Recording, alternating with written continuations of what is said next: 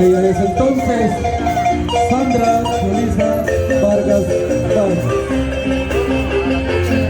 Fecha de nacimiento 21 de septiembre del 2006. Edad 16 años.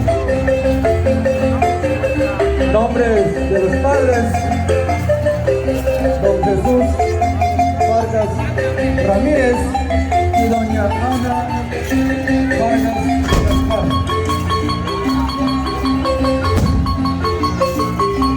Deporte favorito: fútbol. Personaje que admira es a Dios y a sus padres. Su música favorita es el reggaetón. Metas en la vida: culminar sus estudios y ser una enfermera profesional. Color favorito: color rojo. Entonces, ella es Sandra Yulisa Vargas Vargas. Porta el traje de acá de nuestro municipio. Es el traje que utilizaban nuestros abuelitos.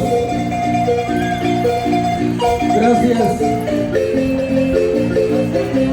a ellas podemos observar ese hermoso traje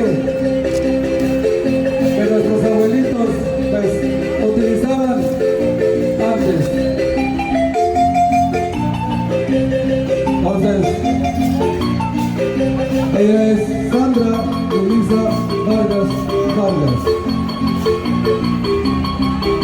Así, a pedir para su participación y se acabó.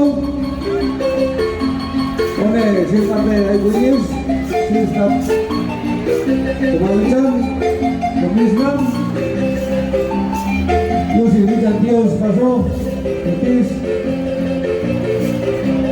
Dani Curis, pone cierta fe, hasta Poneti. Es algo malo, ¿no? Dicen que Dios pasa que yo te pasó. Pone coreografía,